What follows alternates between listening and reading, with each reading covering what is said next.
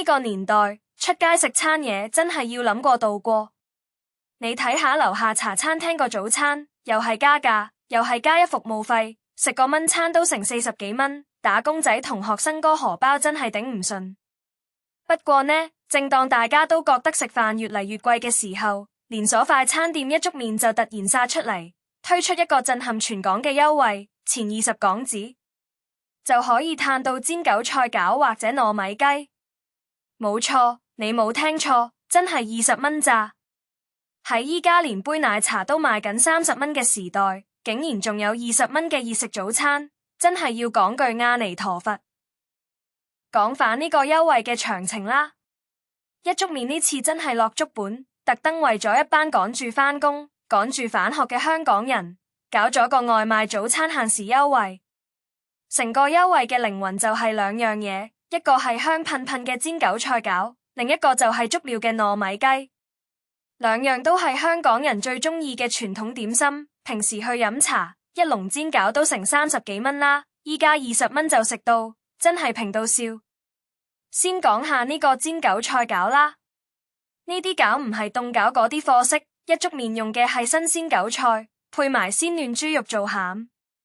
你諗下啦，早上一開工，拎住袋熱辣辣嘅煎餃，一咬開就見到啲脆綠嘅韭菜同粉嫩嘅豬肉，肉質飽滿到瀉出嚟，個外皮煎到金黃酥脆，底部仲有啲焦香，咬落去嗰陣黑嚓聲，跟住就係滿口肉汁同韭菜香。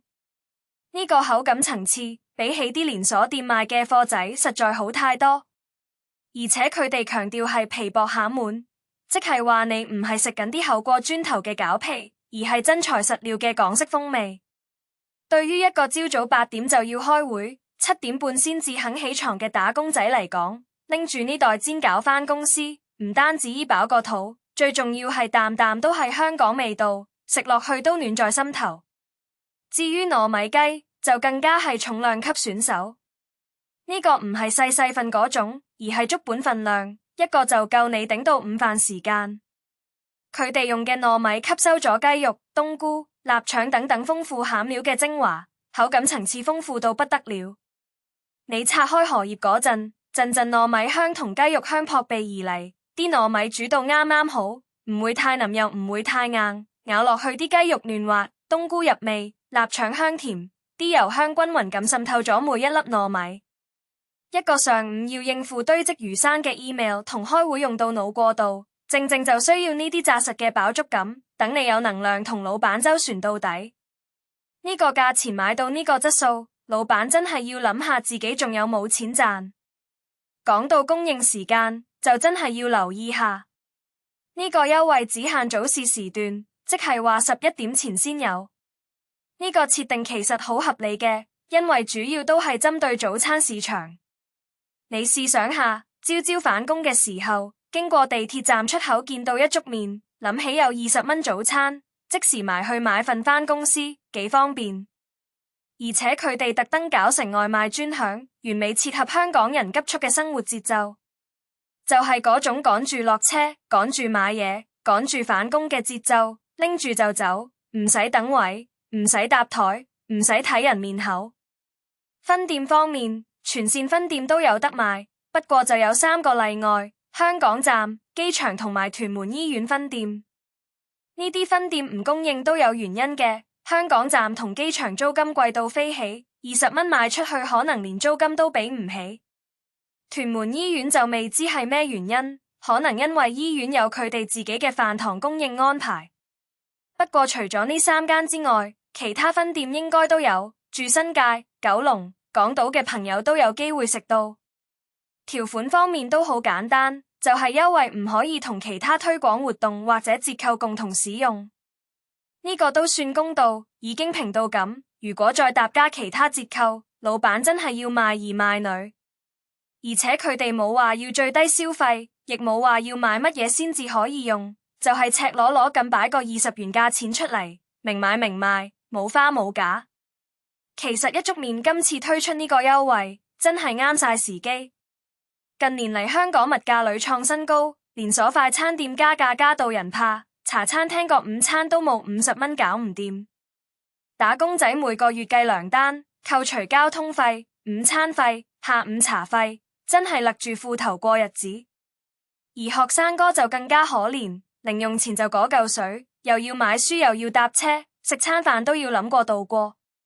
一粥麵今次殺出20元早餐，唔單止係搶客咁簡單，更加係喺呢個艱難時刻，俾返啲溫暖同希望香港人。佢哋用行動證明，香港仲有平嘢食，仲有人關心基層市民嘅生活壓力。同場加映，其他連鎖快餐店都唔執輸，紛紛推出快閃優惠搶客。大家樂就同 PayMe 合作，由即日起至1月26日，每個星期一打開 PayMe App 就可以領取40元減4元嘅優惠券。雖然折扣率唔算好大，但係勝在全線分店通用，買貴嘢嗰陣用就更加着數。你買個40蚊午餐，減完即係36蚊，慳返個4蚊雞，夠你搭多個站地鐵。至於麥當勞就更加進取，推出10元加倍優惠，由即日起至1月8日，只要你買任何超值套餐或者麥麥心意賞，就可以用10元加配外脆內嫩嘅麥樂雞4件，金黃香脆嘅麥炸雞1件，或者係皮脆肉滑嘅脆香雞翼2件。呢個優惠真係聰明，因為佢哋知道你買咗套餐，再加少少錢就可以享受到額外小食，聽落去好似好抵，但其實係刺激你消費更多。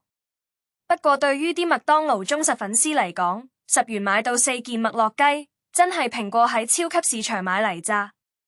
講返一粥麵呢個20元早餐，其實背後反映咗香港快餐業嘅競爭激烈。疫情之後，市民消費習慣改變，更多人選擇外賣，令到租金昂貴嘅鋪位成為負擔。加上食材成本上升，人手短缺，好多餐廳都頂唔順要結業。而連鎖店就用平價優惠嚟吸引顧客，希望做到薄利多銷。一粥麵今次用20元早餐做噱頭，表面睇係蝕底，但實際上可能係一種市場策略。首先，佢哋用低價吸引新客，等佢哋試過產品質素之後，可能會變成熟客。其次，早餐時段本來就係淡季，好多分店朝早9點至11點都係吉鋪，與其浪費資源，不如做特價吸客。再者，外賣模式可以節省堂食客嘅服務成本，又可以提高翻台率，呢啲都係隱藏嘅收益。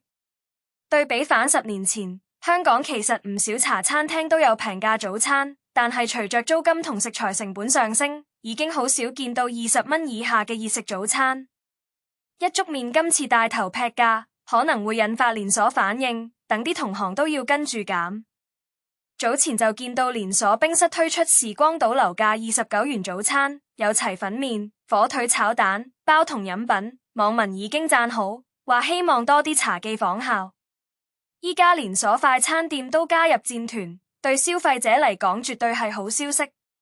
不過，我都聽過啲業內人士講，呢啲劈價戰其實對行業長遠發展未必好。過度競爭會壓縮利潤空間，小店可能頂唔順要結業，最後市場只剩低幾間大集團壟斷，到時佢哋又會慢慢加價返。所以話，依家食得平係好，但係都要支持下自己中意嘅小店，唔好等佢哋執笠咗先後悔。講返實際食嘅體驗，如果你真係想去試呢個20元早餐，我有幾個建議。第一，最好就係提早少少落單，因為早市時段可能會多人排隊，趕住返工就麻煩。第二，可以考慮用手機 app 落單，咁樣就可以指定時間去攞，唔使等。第三，如果要指定分店，最好事先打電話去問下，確保該分店有供應，唔好白行一趟。另外，有啲網民就話，雖然20元真係好抵，但係都係要注意營養均衡。煎韭菜餃同糯米雞都係比較油膩同高碳水的食物，如果長期食，可能會影響健康。建議可以配埋啲生果或者沙律，咁樣就會均衡啲。不過，對於啲年輕人嚟講，朝朝趕住返工，能夠食到熱辣辣嘅早餐已經好幸福，邊有時間理得咁多？總括嚟講，一粥麵今次推出20元早餐，無論係對消費者定係對市場，都係一個好大嘅衝擊。喺物價持續上漲嘅今天，竟然仲有大型連鎖願意推出咁平嘅優惠，真係要俾個讚。雖然未知優惠會做到幾時，但係起碼喺呢段時間，打工仔同學生哥都可以鬆一口氣，用少少錢就醫飽個肚。而對於香港餐飲業嚟講，呢次劈價戰可能係一個轉捩點，究竟會引發良性競爭，定係惡性循環？我哋要繼續觀察。不過至少而家，大家記得把握機會去試下呢個20元早餐啦。食完之後，記得分享下你嘅食評，等更多人都知道香港仲有抵食嘅好嘢食。最後，我都想講句，雖然平價優惠好吸引，但係大家都要量力而為，唔好因為平就浪費食物。記得要食幾多買幾多，珍惜食物，珍惜資源。香港人加油！